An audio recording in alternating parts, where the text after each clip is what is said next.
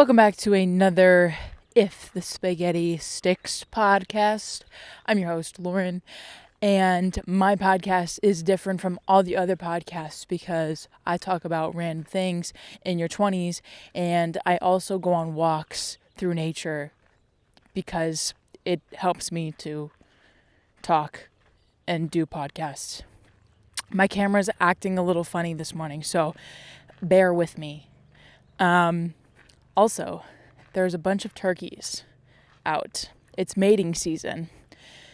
So, they're full flock, full feathers, trying to impress the ladies. I have the most embarrassing sunglass tan line. It's so bad, guys.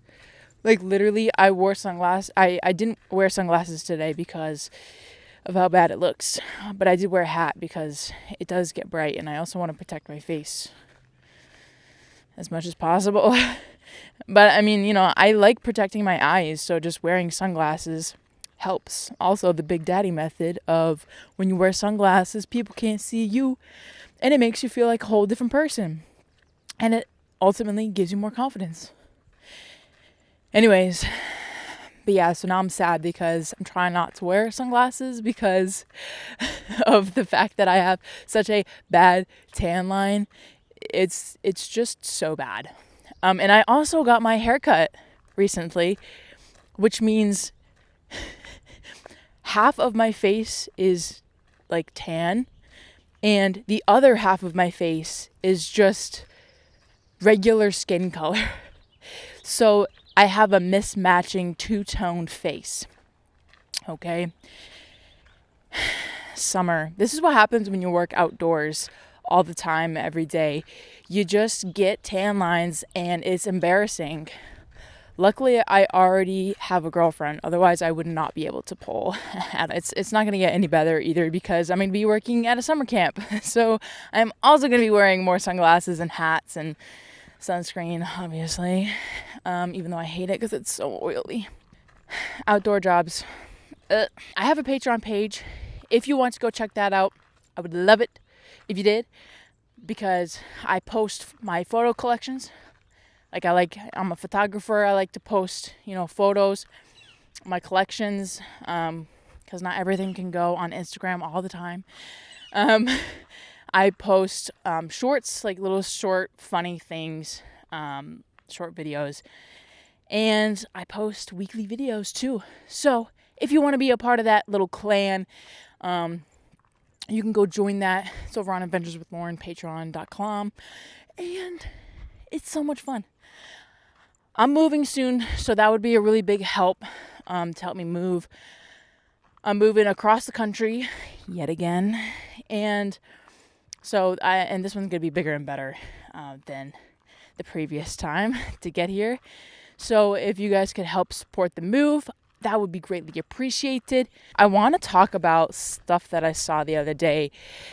Mainly just the idea of random mailboxes in California. Like, it's just on a hill. There's nothing around it but a highway. And there's a random just metal mailbox for no reason. It's just there. And I think to myself, I'm like, why is just there like a random mailbox? There's no evidence of a previous building there. There's nothing around it at all. And hang on, I'm going to take my shirt off real quick because it's hot. I'm also trying to get not a shirt tan line. So this helps. Anyway, moving on. Back to the conversation of random mailboxes. Yeah, I just don't know why they're there. And I asked Haley, my partner, what it is, because it's just deceiving every time. It's like an illusion. It's like a screenshot of somebody's background on a computer. Like, it literally looks like straight out from the movies. And she goes, "Oh, those are for the aliens." And I'm like, what? aliens. She goes, yeah, there's a whole thing in California about like, you know, random mailboxes and how people put them there to talk to aliens. And I'm like, oh my God. First off, I didn't even know what to say after that. I just absorbed that information like a sponge, and I thought about it for a really long time. And now every single time I see a mailbox out in the open like that, I'm just like, oh my gosh, I want to know what's inside it. I want to know what kind of letters and who is writing the letters to the aliens if they ever even visit these mailboxes. Because, like, who's writing the aliens? Who is it? I just want to know. And also what context those letters have. They're probably like, oh my God, can you please come save us from this dreadful place?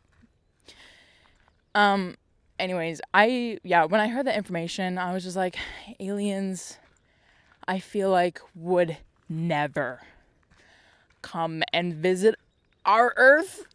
Because, like, girl, okay, if their Earth was doing way better than ours, and they saw the type of destruction we have been doing, I don't think they would want to come and visit us for funsies.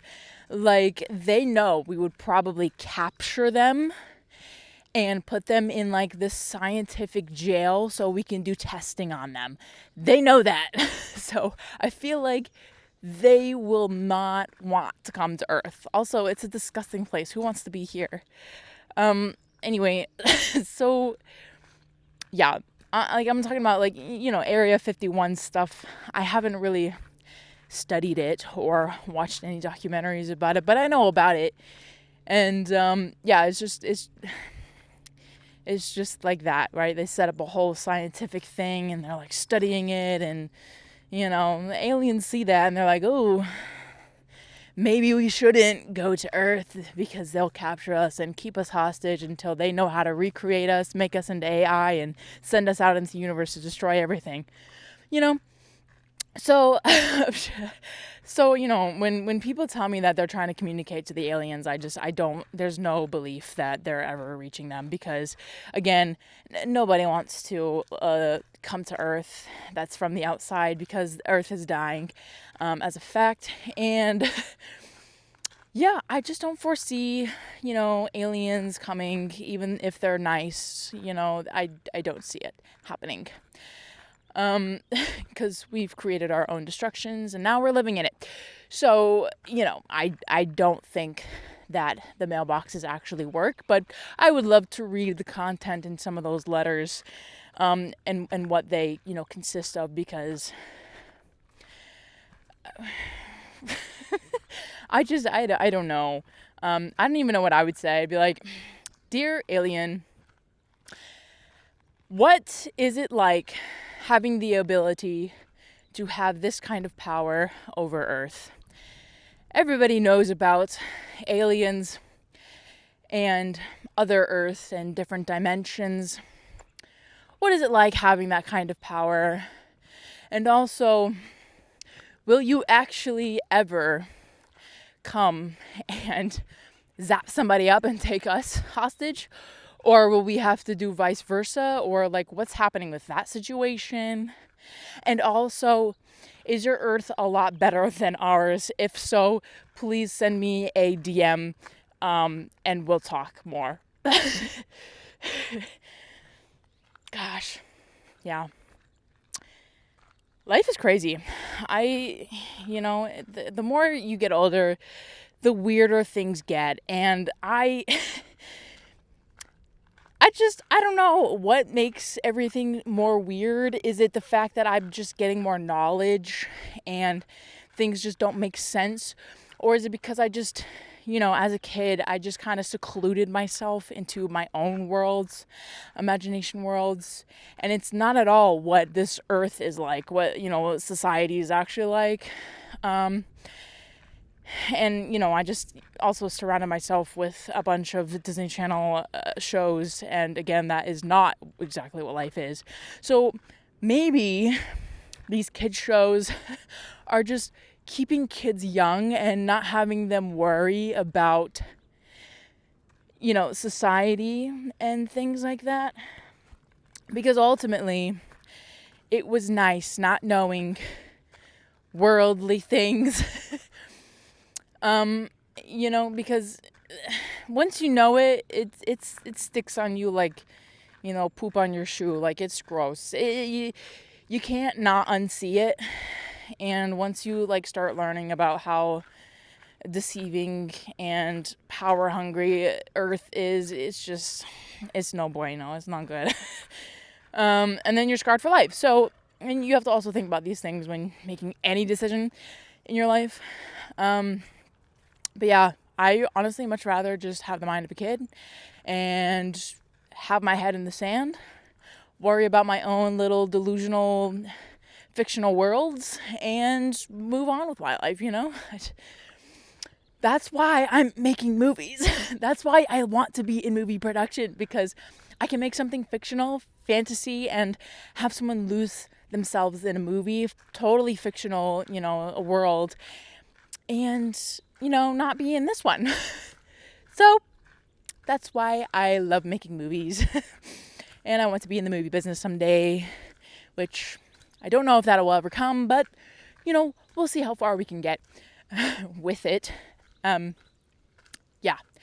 So, Jesus, it's a lot. I don't know what makes me just not want to be a member of society. It's just not appealing to me. It's just not fun. Anyways, there's so much rocks in my shoe. Hang on one moment. This is what happens and why I have so many holes in my socks, because these rocks wear down my socks. That's going to lead us into the other point. Why is it so expensive being healthy? Have you guys ever thought about it? On a deeper scale, past food, because I know all the healthy food, all the good food for you is really expensive. I'm talking about the organic stuff, the wild caught things, the grass fed things. I'm not even talking about that, because yes, that is expensive, and for what, I don't know. It's so dumb. But yeah, pesticides. First off, why are we even using pesticides? With the technology that we have, we could figure out a way where it's not toxic for us, at least. And we're already eating plastics and microplastics and all that weird stuff that just gives me the creepy crawlies. But I'm talking about the fact of the matter of protein powders and these enhancing things like pre-workouts, and also just the regular stuff like shoes or socks, right? I don't understand. I swear, I spend more money on shoes a year rather than my phone bill. Literally, I spend more money on shoes because I wear them out, right? They're like tires on your car. I just have so many miles on them and they start hurting my shins, and I'm like, oh man, I gotta get more shoes because these are just running out of life, running out of the shock system. And I gotta get more shoes, and then I'll wear them out bald because I'll refuse to get shoes, and then there'll be holes in my shoes and in the soles and on the backs of my foot part where it hugs my ankle a little bit. It wears out everywhere, and it's so annoying because I run and I walk, and then also my socks die too. They have holes in the bottom of my foot on my heel part, and also on the front part of my feet. What? Why is it so expensive being healthy? I already have to have the motivation to go for a walk or go on a run or, do these things that wear out, this equipment. Why do I have to pay for this stuff? There should be a discount. Prove how many miles you've ran, and if you've ran those miles, it should be a certain amount of miles % off, right? that would also, you know what, that's actually a really genius idea, right? Because then like everyone would be walking, everyone would be fit. You know, I feel like the numbers of obesity would go down, maybe. That's actually a good idea. Somebody copyright me on that one. And also actually do it though, because I need it. Because like I'm so tired of spending money on good quality shoes that don't hurt my feet because I have bunions, okay? Listen, the Skechers, the whole Skechers, I talked about this in our earlier podcast. The Skechers, amazing because they're wide. So they take care of my bunions, right? Especially when my feet swell because I'm running. Yeah, it's just a whole thing. Like, why do we have to spend money on like tires basically for us? You know, like if we actually are running and using them how they should be, and, you know, like 5 months go by and they're dead, then you got to buy more. And it's just like, it's just really annoying. It's annoying being healthy sometimes. Because it's just like, you know, you're trying so hard. You're doing it. You're getting out there. You're getting the motivations, the inspirations, you know, listening to the podcasts and everything else, and then your shoes die and you're like, dang, I gotta go buy more, and then it just sucks. Tell me, why is it so expensive to be healthy and to have good quality shoes that don't hurt your feet when you're exercising? Like, just let me know why. It's just annoying. Something that I just think about when I run or when I walk anywhere. It's just like, man, socks should be free. Because I just have to keep buying socks. And honestly, I'll tell you what, I cannot buy fun socks either because I go through those socks too. So it's like I'm paying more for fun socks that have the design and, you know, the threading and everything. And I'm just running through those. So I can't buy the fancy prints unless they're like hiking socks, the thick socks, right? Because the thick socks don't wear out as easily. So I tend to go for more of the hiking, running, thick socks, because, you know, I don't run through those. You pay a little bit more, but at least, you know, they last a little bit longer, so you don't have to keep running to Walmart every 5 minutes for like black socks. Anyway, enough of my rant. It's a first world thing, I know, but I'm just saying for all my like health nuts out there who actually like listen to this stuff, like, why? Like, do you feel my pain?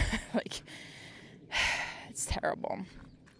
Another thing that I have found whilst reflecting on weekly things and whatever else, I found that, like, okay, I'm a gearhead, right? I love gear. I love EDC stuff. I love camera gear, you know, hiking gear, whatever kind of gear you have to have for any type of anything. I love that. Like, I get into it deep and I'm like, oh yeah, I got this, I got that, you know, and this helps me with this. And it's like my gear, right? It's like my everyday stuff. And I get so excited about it because like, it's my gear, it's my stuff, you know, it's like, I don't know, it's helpful to have gear on you at all times. Like right now, I got an extra pair of AAAs for my audio recorder because it's on my last battery life. And I also have, you know, my shirt. And I also have like a cleaning cloth and stuff like that. So it's like, you know, I always have gear on me no matter what. And I love it. With that, though, comes the responsibility of being people's Swiss Army knife. Like literally, I'll be just walking around. They'll be like, hey, Lauren, like, what time is it? Right? Because I always wear watches. It's never not on my wrist. I'll be like, it's whatever time. And then I'll just continue on my day, whatever. And then later on down the road, I'll be like, does anyone have a pen? Like, I don't have a pen at a place where you're supposed to have a pen or some writing instrument always. I'm like, yeah, I got one because, you know, I'm prepared. So I give them pens. So many pens I've given out. And they expect to just take it. And I'm like, girl, no, give me back my pen. Because A, my pens are good, right? I only write with good pens or pens that I think are very useful, like the multicolor pens. I freaking love those pens. Those pens save my life because, of course, I have ADHD and I love color coordinating. So, yeah, I'm going to want my pens back. So, and yeah, I'm going to keep an eye on it because that's mine. So I feel like that's all people that are gearheads. They're like, yeah, you can borrow my gear, but you better give it back because that's mine and it helps me. So yeah. And then like, they'll be like, oh, does anyone have like, or they'd be like, yo, Lauren, like, you have a knife on you? You got your knife on you? And I'm like, yeah, because, I always have my knife on me. Unless it's like nighttime, then I'm like, no, I don't have my knife on me, guys. It's nighttime. Or they'll be like, oh, does somebody have scissors? And I'll pull out my Swiss Army knife. I'm like, here you go. And they're like, oh, thank you. So like, I'm literally everyone's personal Swiss Army knife if I'm around them. Like, I have so much crap on me all the time too, which is why I like cargo pants. Cargo pants are just so useful and I love them. And I'm so glad they're in style. But I'm literally like everyone's personal cargo pants / Swiss Army knife. I have everything at everyone's disposal because I'm actually prepared. Okay, I'm a prepper, I guess you could say.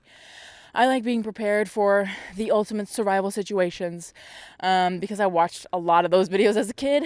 Like living out in the woods for 24 days, like surviving on an island for a month. So it's like, I watch these things, I gain knowledge about what you should have on you at least at all times, collecting all these things over the years, paying money, and now I'm just this super useful human being to have around. Okay. I always have some spares of things depending on what it is. Always have a knife or scissors, whatever, to cut something at least. And always have a pen. Always have a notebook, usually. And if I forget it, I hate myself every day because of it. So I'm always prepared, always thinking of things, always, being thoughtful to myself, my future self. Because I'm like, well, if I get to carry all these things and be useful to myself, I guess I shall be useful to other people because then they'll see value in me. And then I talk to myself like that. It's really toxic, but I'll think I'm of use to people, right? Because I have all these things on me readily available. And, it's kind of exciting though when you can say that. You'd be like, oh yeah, I got this, I got that, I got, whatever you need, I got, basically, you know what I mean? It's nice because, you're useful to people, which is what everyone wants to be to somebody. Anyway, yeah, I'm literally everyone's personal Swiss Army knife. If anyone is out there is someone else's Swiss Army knife, let me know. I relate to you, and all the struggles you have about being someone's gearhead, but ultimately it's useful for me and for other people if I allow them to use my gear. Some people I just don't, because I don't trust other people with my stuff. I don't trust people in general, but with stuff that I paid a lot of money for, I'm like, no, you cannot have it, no, or I'll hide it. They'll be like, does somebody have this? And I'm like, no. Don't look at me, I don't know. I don't know if other people do that too, but I just am very protective over my stuff that I have and also the people in my life. Very protective person.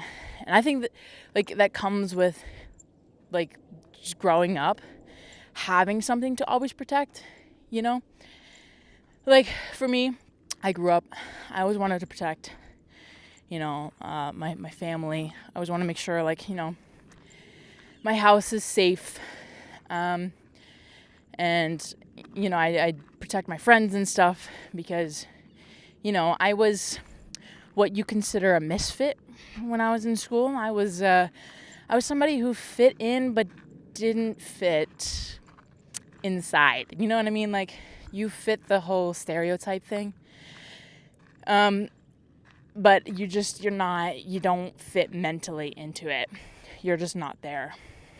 You're playing the part, but you're not the character, if that makes sense. And of course that meant I didn't have a lot of friends because I didn't have anything in common with these people. I mean, some people I did, but I would have only a close, tight circle of friends because, again, I only trusted so many people. And I was also very protective of the stuff that I made, right? as a young person, I was making so many things, right? I was making duct tape wallets, right? The survival bracelets, right?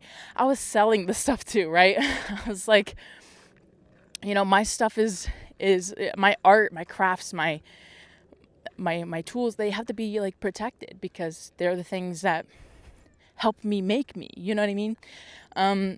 So being protective over these things is just, I grew up and I'm protective over the things that really help me in life, I guess. Whether that be camera gear, whether that be my partner, whether that be my family, like I'm protective over the things that help me and make me feel safe and comfortable. Because if I lose that, I'm like, I probably wouldn't be the same, right? Like if I lent somebody my camera gear that like I cared about and they dropped it, and so I'd be so pissed, hurt, and literally broken because I spent so much money and that was like one of my important tools, to help me create. So if I hand you one of my cameras or like my camera equipment, that means I trust you. So you better don't take it for granted and also be very careful with it. Just a little fun fact about me. If I hand you my cameras or anything like that, any personal equipment, I trust you a little bit. And if you return it same as how I gave it to you, then I trust you. It's like a whole thing. And if you didn't, then I don't trust you. Or if you got it gross in any way, I don't trust you. Because I'm like, really? How careless can you be? Anyway, I'm a really weird person. Have lots of traits, but that's what makes me, I guess. It's a beautiful day today. I love how sunny it gets here. It's so green. In the last 3 days, it's been rainy and cloudy and just gross. But I'm very happy that it's sunny. The sun is shining and the air is fresh. I have it's a long weekend because it's Easter weekend. My Easter was okay. We kind of just hung around the house, cooked dinner, a leopard type thing. Kind of just chilled, did laundry, the chores, all that stuff. And I think today we're just gonna go to the library and Walmart and stuff, more chore-like things. And then I have to work for a week, and then I get to go home to North Carolina. So it's all really exciting stuff that's happening. Okay, another thing that I want to talk about is the fact of applying on LinkedIn and applying on those job sites, because everything is technology now. I've been applying to some jobs, and I've also been looking up tips and tricks to make your LinkedIn look so professional and whatever else. So I've been tweaking some things on my LinkedIn. But when you apply to a job, it shows the skill set first, who's the best, not at what time you did it. So it's super annoying in that sense. But the place I'm moving to, hopefully I can get something. And if not, I guess I'm going to have to be, handing in my resume in person because,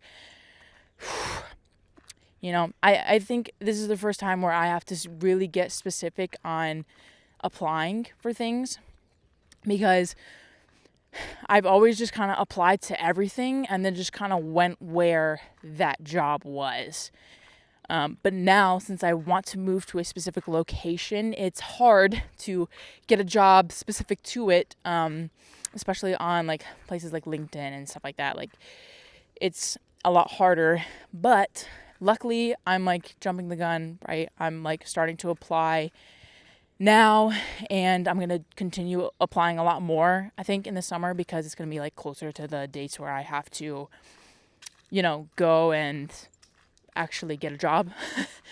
But it's also dumb because, all the AI generated stuff makes your resume look not superior or not good. And so because of that, I get all job rejections or nothing back at all, and it sucks. Right? I've been applying to so many Disney jobs, ESPN and just any kind of like Disney things, and I'm just getting all rejection letters. I'm like, no. And it's really frustrating because getting a job in 2024 is like pulling teeth. It's so hard. And I don't think people understand how hard it is, unless you're actually in it with me. But yeah, I think getting a job in a specific location is even harder. But we're gonna try to do our best. We're out here trying to make a dollar, just like every American is. I can also, no, I probably can't apply for unemployment. I don't think that would work out very well. I also don't know how to do that.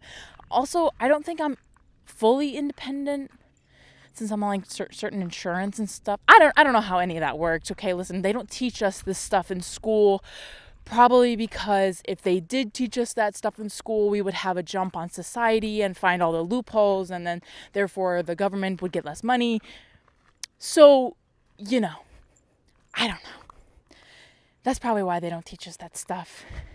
With that being said, I hope you guys enjoy this podcast, and I will see you guys all on If the Spaghetti Sticks podcast, the next episode. I'll see you guys later. Bye.